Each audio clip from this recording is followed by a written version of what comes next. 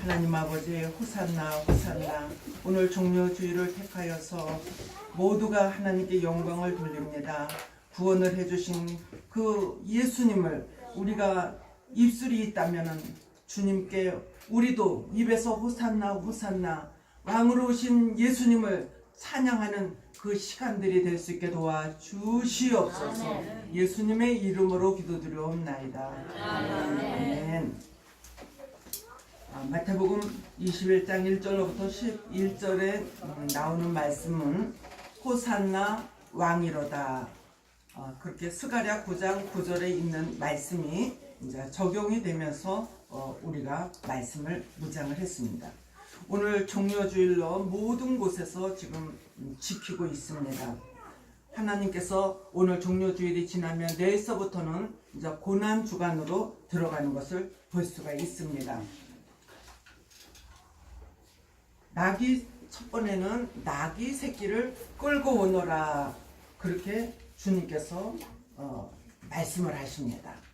낙이 새끼는 스가랴 9장 9절에서 온 말씀인데, 다시 오실 예수님이 타는 말과 이 세상에 계실 때에 타신 짐승이 다르다는 것이죠. 그래서 처음에 오신 예수님이 낙이 새끼를 타시는 것처럼 어린 아이와 같은 우리의 신앙을 또 고백할 수 있는 것입니다. 나는 어린아이 신앙이야.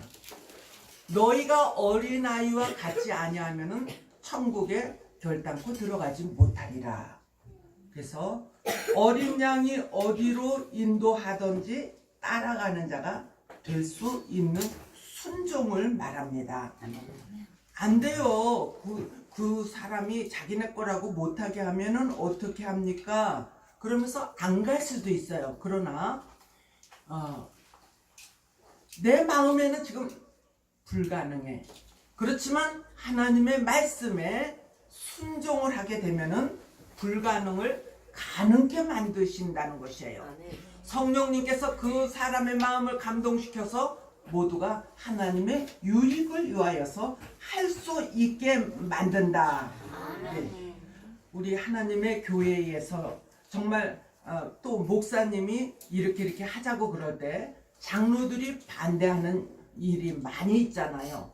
그런데 정말 그 교회가 잘 되는 교회는 목사나 장로나 성도들이 모두가 하나님의 뜻이라면은 오케이 그러면서 순종을 하는 것을, 따라가는 것을 볼 수가 있습니다.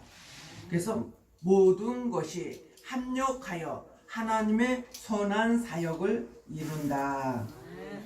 두 번째 보니까 주가 쓰시겠다고 하라 그랬어요.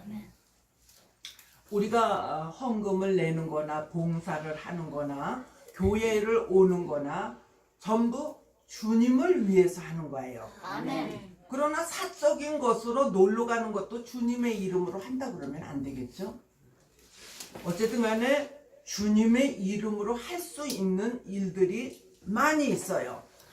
그런데 어린 양이 나에게 직접 말씀을 하신다. 가마 감동이 된다. 이유가 없다. 그렇죠? 그래서 돈이 많은 사람이나 돈이 없는 사람이나 주를 위해서 쓸 수 있는 마음이 막 동요될 때가 있어요. 건축 헌금을 드리는 거나 뭐 또 뭘 한 가지를 해 놓는 거나 마음에서 막 감동을 하나님이 주시는 거는 하나님이 그에게 30배, 60배, 100배, 1000배로 더 주시려고, 축복해 주시려고 힘을 하는 감동을 주시는 때는 해야지 돼요. 그런데 내가 이러한 것을 해결해 주면은 내가 어떻게 하겠습니다. 그러니 이제 또 서원이라는 것이 있어요. 그런데 문제가 해결이 되고 나면은 너무나 아까워. 그래서 못하는 거예요. 그러고서는 하나님이 이제 혼내십니다. 그러면은 어떤 분에게 그 있던 모든 재산이 날아갈 때 아니 하나님한테 그렇게 서원을 해놓고 왜 지키지를 않으셨어요? 그러니까 하나님이 노하신 거죠. 그랬더니 내가 언제 그런 말을 했느냐고. 나는 기억도 안 난다고. 네. 하나님은 다 듣고 계셔요. 아멘. 사람에게 한 약속도 잘 지키는 자가 신용 있는 자라고 그러거든요. 그런데 하나님 앞에 하물며 서원을 해놓고 지키지 않을 때는 엄청난 손해가 뒤따른다는 것을 우리는 명심해야지 돼요. 그래서 이유가 없다. 가이사의 것은 가이사에게 드리고 하나님의 것은 하나님께 드려라. 그러한 말씀을 주님께서 하셨어요. 지금 탈세를 하는 큰 회사들이나 또 부자들이 엄청 많이 있어요. 탈세를 하는 사람들이. 그러나 우리 서민들, 가난한 사람들은 돈이 없는 가운데서 나라에 세금 내야 될 돈은 얄짤없이 내야지 돼. 만약에 안 내면은 막 닭다구리 치고 뭐 감옥소에 넣는다 그러고 막 엄포를 놓기 때문에 벌벌벌벌 떨면서 꼬서라도 다 갖다 내는 거야. 그런데 부자들은 아주 요리 피하고 조리 피하고 그러면서 아주 탈세를 하는 것을 많이 볼 수가 있습니다. 우리에게 들어오는 돈을 지금부터 나는 바로 쓸 거야. 하나님의 것은 하나님의 것으로, 주가 쓰시겠다고 하면 주의 것으로, 그렇게 하나님 앞에 정말 내가 서운한 것은 해로울지라도 반드시 잊어먹지 않고 해야지. 아멘. 그런 감동이 올 때에 하나님께서는 여러분들을 축복해 주시기 위하여서 심으라는 것을 또 말해주고 있습니다. 그 다음에 그걸 끌고 와가지고 그 위에다가 자기네들의 겉옷을 벗어서 얹어드리고 또 길에다가 깔아주면서 또 나무 가지를 베어서 깔아주면서 예수님 이곳으로 가세요. 그럼 지금 예수님이 어디를 가시고 있는 것이냐? 이제 오늘서부터 다음 주일이 부활주일이죠. 그래서 부활주일까지의 연속적으로 이어지는 말씀이 있어요. 예루살렘에 입성하기 위하여서 주님은 나귀 새끼를 타신다는 거죠. 그럼 예루살렘이라는 것은 하나님이 계시는 곳이다. 아멘. 거기는 거룩한 자들을 만드는 곳이다. 그러면은 예루살렘이라는 또 단어가 스가랴 3장 3절 또 8절 뭐 이런 데서 보면은 하나님이 말씀이 나오는 곳에 다시 돌아오신다. 그러한 말씀으로 이어지는 것을 볼 수가 있습니다. 저와 여러분들이 있는 곳에 불이 꺼진 교회 되면 안 되겠죠? 주님이 떠나버린 교회 안 되겠죠?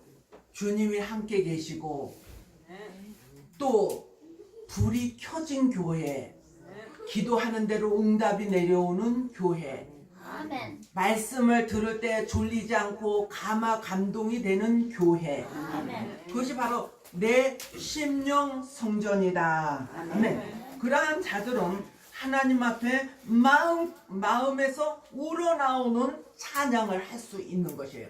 우리 아까 성가대가 호산나 호산나 그러면서 찬양을 불렀잖아요. 그러니까 주님이 다시 오실 그 주님을 인정하고 있는 거예요.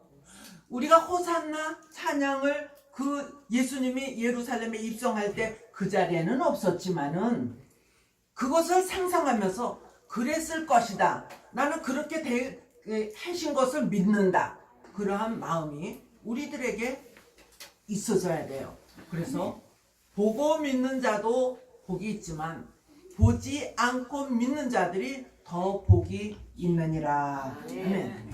하나님은 예수님께서 예루살렘에 이르러 성전에 들어가사 모든 것을 둘러보시고 때가 이미 저물매 12제자를 데리시고 베다니에 나가시니라. 마가복음 11장 1절로 11절에 그렇게 되어 있어요. 그러니까 예수님께서는 자신을 죽이려는 사람들의 성으로 공공연히 나귀를 타시고 입성을 왜 하셨겠습니까? 수많은 사람들이 이를 지켜보았습니다. 예수님께서는 성전에 들어가셔서 모든 것을 둘러보셨습니다. 그리고 웅장하고 아름답게 장식된 성전 속에서 인간의 위선과 탐욕과 가증스러움, 이기주의 등의 죄악이 가득 차 있음을 보셨던 것입니다. 다음날 예수님께서는 이처럼 더럽혀진 성전을 깨끗게 하기 위하여서 채찍을 들으셨다는 것이에요.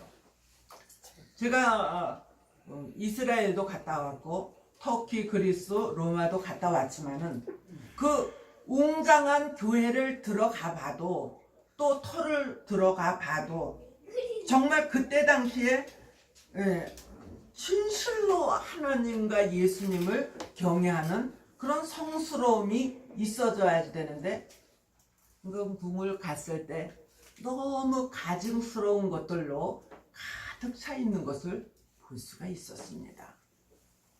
하나님은 넓은 길, 넓은 문으로 많이 들어가는 곳은 멸망의 길이요, 좁고 협착하여 찾는 이가 적은 곳은 생명의 길이라 말씀하여 주셨습니다.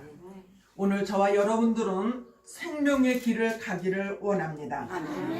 하나님이 왜 나귀를 타시고 그곳에 당신을 해코지 하려고 하는 사람들이 많은데도 불구하고 거기를 들어가셨을까?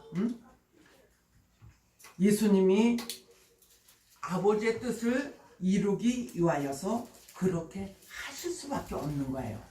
저와 여러분들이 가서 전도를 할 때에 저들이 나에게 핍박을 하고 돌을 던지고 부끄러움을 주고 침을 뱉을지라도 우리도 주님의 그 고난을 생각하면서 우리도 축복받을, 주님이 그렇게 행하셨다면 우리도 그렇게 해서 축복받을 일을 해야지 되지 않겠습니까? 그래서 주님을 위해서 열정을 내야지 돼요. 그런데 우리가 살아가다 보면은 열정을 내다가도 배신감이 들 때가 있고 서운함이 들 때가 있고 오해가 생길 때가 있다는 것이에요. 그래서 그거를 어떤 목사님은 동전의 양면성을 가지고 있는 우리 인간들이다 그래요.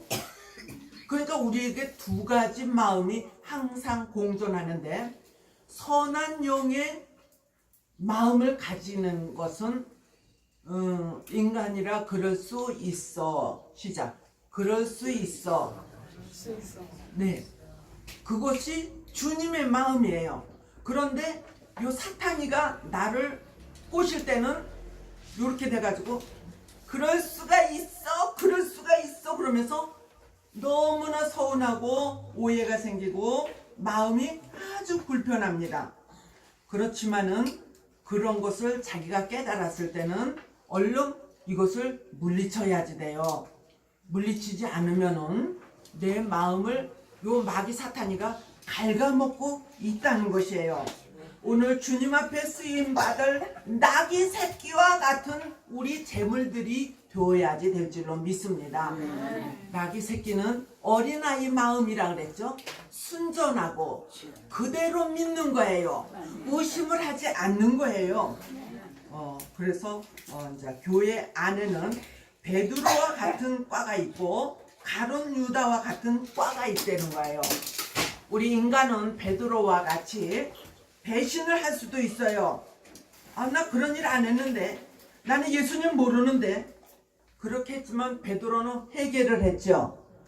회개를 하고 성령의 충만함을 받고 깨달음이 오니까 그는 정말 주님을 위하여서 최선을 다하다가 거꾸로 못 박혀서 돌아가신 분이에요.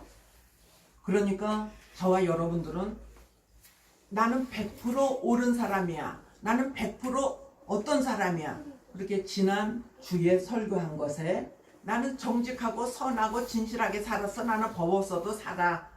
그랬지만은 그 연못에 조망 많은 돌들이 있는데 가서 보니까 그 돌에 자기의 죄가 하나하나 적혀 있더라는 거잖아요. 그래서 그는 거기에서 더 이상 하나님을 속일 수 없고 무릎을 꿇고 그는 신학교를 들어가서 지금 목사가 되어서 잘 하고 계신다는 것을 저와 여러분들이 들었습니다. 그런데 반대로 하나님을 잘 믿었어. 교회 안에서 헌신도 잘했어. 그런데 가룟 유다와 같은 자들이 또 나올 수가 있다는 것이에요. 끝까지 자기 마음에 오는 것이 옳다고 자기 잣대에만 되는 거예요. 자기가 하는 것이 옳다는 것이죠.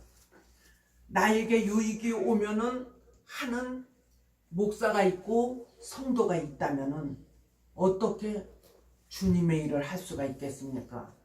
나에게 유익이 없어도 주님의 이름으로 할 수 있는 목사가 돼야 되고 또 우리 성도들이 되어야지 하나님 앞에 갔을 때 잘했다 칭찬받고 상급을 많이 받을 수 있는 그런 우리 모두가 되어질 줄로 믿습니다. 그래서 주님께서 모든 사람들이 소동을 하잖아요. 누구뇨?